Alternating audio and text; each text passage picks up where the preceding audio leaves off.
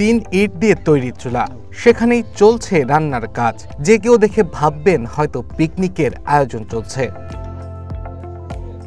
শেরপুরের নালিতাবাড়ী উপজেলার গাছগড়া মধ্যপাড়া গ্রামের বেশ কয়েক পরিবারের রান্না হচ্ছে এভাবেই। এলাকাবাসী জানান, গত 14 অক্টোবর নূর মোহাম্মদের বাড়িতে সাবমার্সিবল পাম্প বসানোর জন্য 1.5 ইঞ্চি পাইপ দিয়ে খনন শুরু করা হয়। মাটির 55 ফুট গভীরে পাইপ বসানোর পর হঠাৎই তা উপরের দিকে উঠে আসতে থাকে, সেই সঙ্গে অনবরত গ্যাস বের হতে থাকে। ঢাকা থেকে মনে করেন বাড়িতে আসছি, পানি খাওয়ার সমস্যা। পরে মনে করেন একটা মিস্ত্রি যোগাযোগ করে একটা বোর্ডিং করবা চাইছিলাম। প্রথম বোর্ডিংটা করছি, পুষ্পান্নপুর জাহেরা। পরে মনে করেন এটা গাঢ় পায় না, গাঢ় না পাইলে পরে মনে করেন এটা পানি খাইলে বলক পেরা খাইলে উঠে, ওইটা মধ্যে হয়েছে না। পরে মিস্ত্রি করেছে ওইটা মধ্যে হইতো না, হয়তো মাটির সমস্যা, নাহলে কিন্তু একটা আছে। এগুলো বেদর জল থেকে আইরা পরে 2 নাম্বারে এই জায়গায় একটা গাড়ছে। 2 নাম্বারে এই জায়গায় গাড়ার পরে এই জায়গায় 40-45 ফুট যাওয়ার পরে এই জায়গায় একই সমস্যা, পরে 3 নাম্বার জায়গায় গাড়ছে। 3 নাম্বার গাড়ার পরে মনে করেন ওইখানে ওই একই অবস্থা।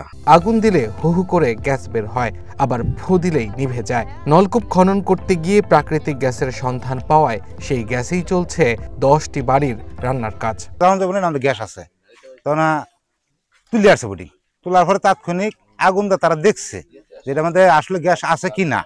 পরে তাৎক্ষণিক এই আগুন ধরে দেখছে যেটা আগুন ধরে। আমার বাইশটা বই ভাত পাক করতে এই গ্যাস দিয়া। পরে আমি বই রইলাম, দেখলাম আমার শাশুড়ি ওই বাইশটা বউ রান্না বাড়া করার পরে আমি খাওয়া দাওয়া করলাম। যে পরিমাণে গ্যাস বাইতেছে, গ্যাস খুব সুন্দর ভালো গ্যাস বাইতেছে। এইটা যদি সরকার একটা পদক্ষেপ নিত মনে হয় ভালো হইতো। সবাই খাইতেছে, ভাত তরকারি আবার সুন্দরই হইতাছে, ডিম ভাজি, আলু ভাজি, ডাইল সবই হইতাছে, খাইতেছে বালাই। গ্যাসের উৎস নিয়ে কৌতূহল বাড়ছে স্থানীয়দের মাঝে।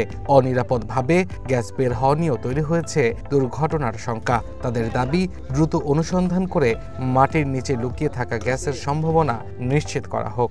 মনে করলাম যে বোর্ডিং দিতেছে, এই গ্যাস বাড়িতেছে, মনে করলাম মিস্ত্রি ক্ষুদা হইতেছে না, প্রচুর গ্যাস আছে।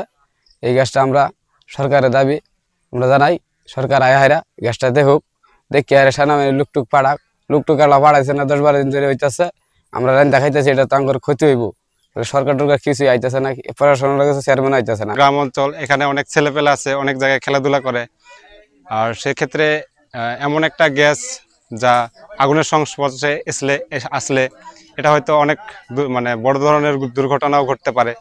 সেক্ষেত্রে আমি বলবো যে সরকারের লোকদের যেন এই বিষয়ে জানানো হয় এবং তারা যেন এটা গবেষণা করে বা পরীক্ষা নিরীক্ষা করে। আমি জনপ্রতিনিধি হিসেবে একটা আশা করব ওনারা যেন এই বিষয়টা খতিয়ে দেখে তদন্ত সাপেক্ষে এবং পরীক্ষা নিরীক্ষার মাধ্যমে যদি গ্যাস উত্তোলন করা সম্ভব হয় তাহলে ওনারা যেন এসে উত্তোলন করেন এবং রাষ্ট্রীয়ভাবে এবং জাতীয় পর্যায়ে যেন এটা ব্যবহার করা যায়। যদি ওরকম হয় আমি আশা করব ওনারা যেন এটা জরুরি ভিত্তিতে ব্যবস্থা গ্রহণ করেন। উপজেলা নির্বাহী কর্মকর্তা জানান, বিষয়টি ঊর্ধ্বতন কর্তৃপক্ষের নজরে আনা হয়েছে, এ ব্যাপারে যথাযথ ব্যবস্থা নেওয়া হবে। আমাদের নালিতাবাড়ী উপজেলার রূপনারায়ণপুরা ইউনিয়নে গাছগড়া মধ্যপাড়া গ্রামে আমাদের প্রাকৃতিক গ্যাসের সন্ধান পাওয়া গিয়েছে। জনপ্রতিনিধি জায়গাটা পরিদর্শন করেছেন এবং তারা আমাদেরকে জানিয়েছেন এই বিষয়ে। ইতিমধ্যে প্রায় 10 দিন অতিক্রম হয়েছে, এখনো গ্যাসের রান্নাবান্না চলছে। তো এই বিষয়ে আমরা স্থানীয় যে কর্তৃপক্ষ আছে, আমাদের গ্যাস তদন্তকারী যে কর্তৃপক্ষ, তিতাস গ্যাসের মাধ্যমে আমরা খোঁজখবর নেওয়ার জন্য আমরা তাদেরকে জানিয়েছি। আর দ্বিতীয় যে বিষয়টি, যদি এখানে গ্যাসের প্রাপ্যতা সঠিক পাওয়া যায় সেক্ষেত্রে আমরা পরবর্তী প্রয়োজনীয় ব্যবস্থা গ্রহণ করব। এর আগে গত জুন মাসে জামালপুরের মাদারগঞ্জে গ্যাস অনুসন্ধানে কূপ খননের কাজ শেষে প্রাথমিক পরীক্ষায় গ্যাসের সন্ধান মেলে, যেখানে 7.2 মিলিয়ন ঘনফুট চাপে গ্যাস বের হচ্ছে। Abdul Al Mamun, one national desk.